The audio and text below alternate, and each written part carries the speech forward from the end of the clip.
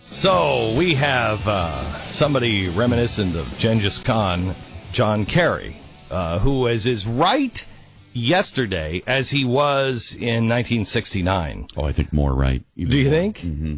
Yeah. Because he was, he's amazing. So anyway, now he's our Secretary of State, and now he's telling us, he's starting, hang on, can you hear it? I hear it. The drum beats of war. And there will be progressive Republicans that will beat these drums as well. Do not listen to them. Pat and I were in church yesterday, and we were sitting here, and we were just, we might have been passing notes to one another and not listening.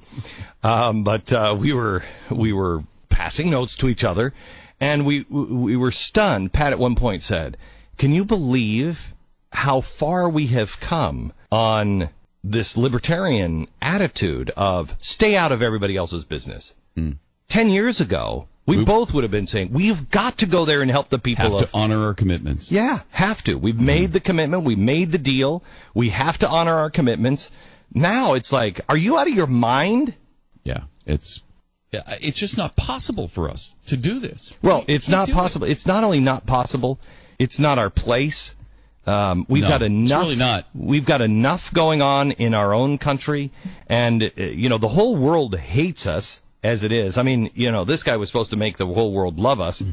I don't know if anybody else has noticed this, but it's gotten much, much worse. Yeah. And if you look at how wrong they have been on Russia from the beginning, this is the last group of people you send in to fix a problem. They don't even understand the problem.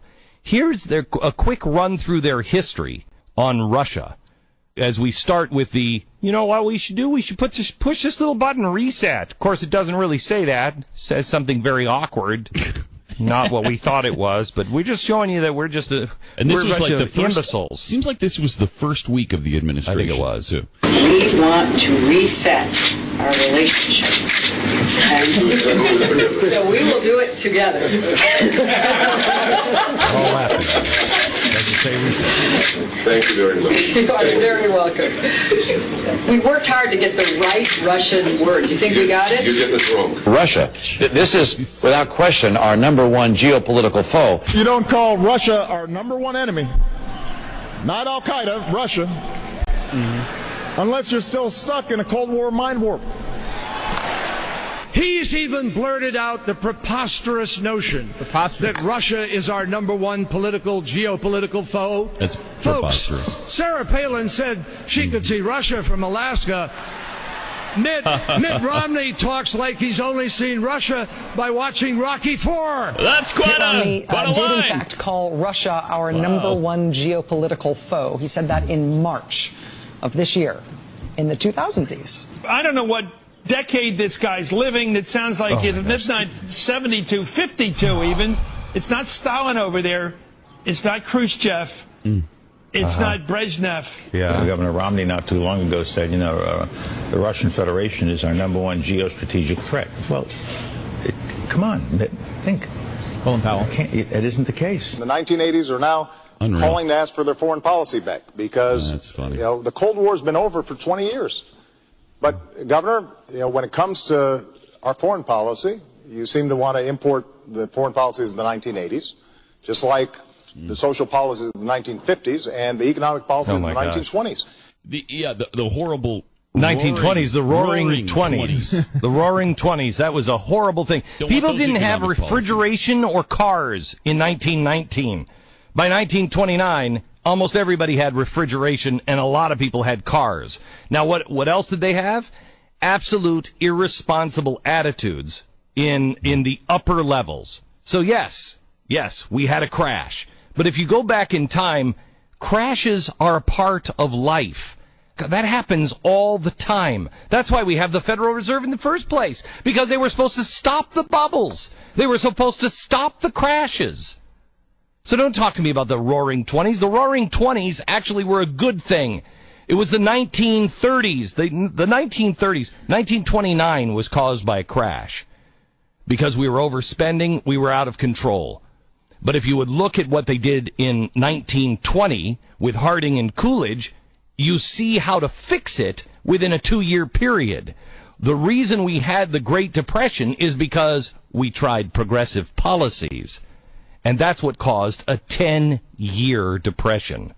What do you think this is? What do you think this is? I mean, look at what we're doing. We're repeating. You want to talk about repeating bad things. We're repeating the 1930s now, and we're repeating the 1970s. And you're about to see the wonderful, wonderful foreign policy of Jimmy Carter really come to fruition now. I mean, how far away are we from having hostages and burning helicopters someplace? Seriously, how far away are we? I don't know, but these imbeciles could bring all that about. I mean, from the very beginning of our relationship with this administration and Russia, they got everything wrong. I mean, you know what? But let's not just go.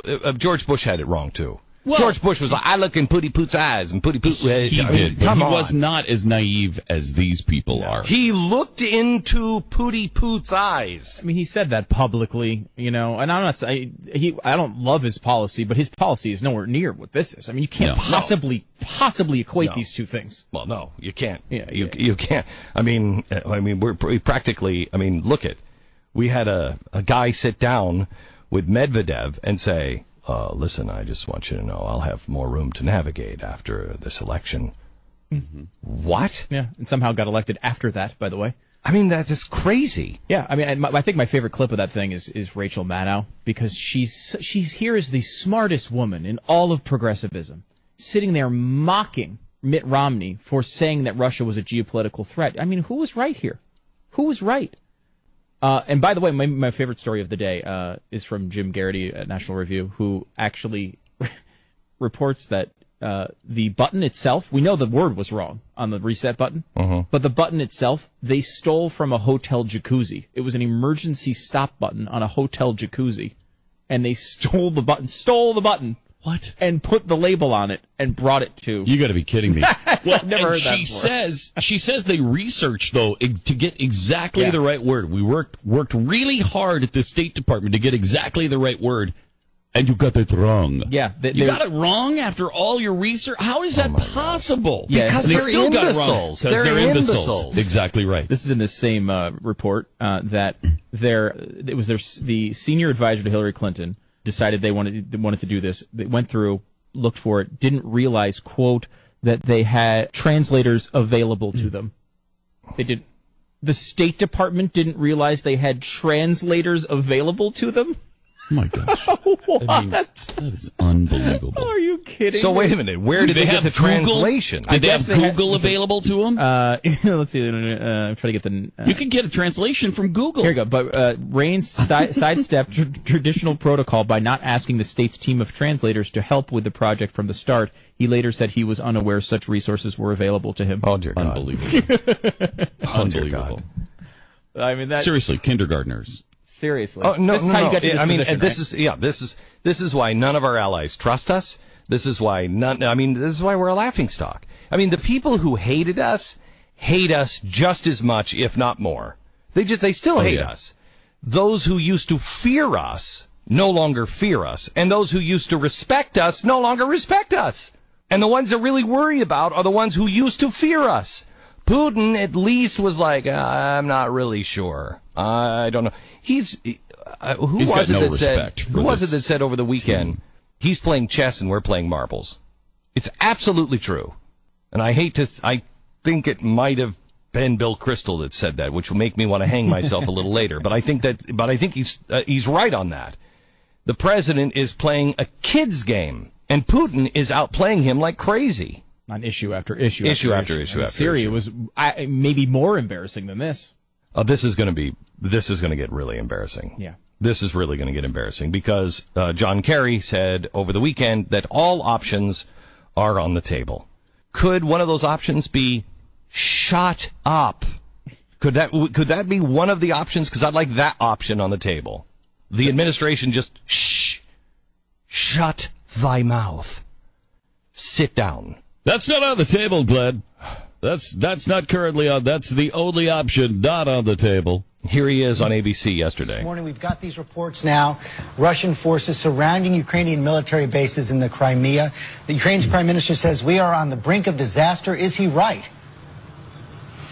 Well, we hope not. We hope it's not going to be a hang on just a second. I just wanted you to know. He hopes because the president didn't make it to his security briefing on Saturday. You see that one? Mm-hmm.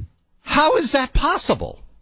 What else did you have on your big list of stuff to do that when we are at this position in the world, what is it? Mr. President, I've been asking all weekend. I've been asking the Blaze, go find the answer, please. Go find the answer. Go find the answer. Find the answer. So far, we don't have an answer from the White House. What's the answer? He and Biden had to go cut an exercise video for Let's Move. Seriously, the guy has missed 50% of his security briefings. Where was he on Saturday? How could you possibly pick up the phone and have a 90-minute phone conference with Putin when you haven't been advised on what's going on? Mm-hmm.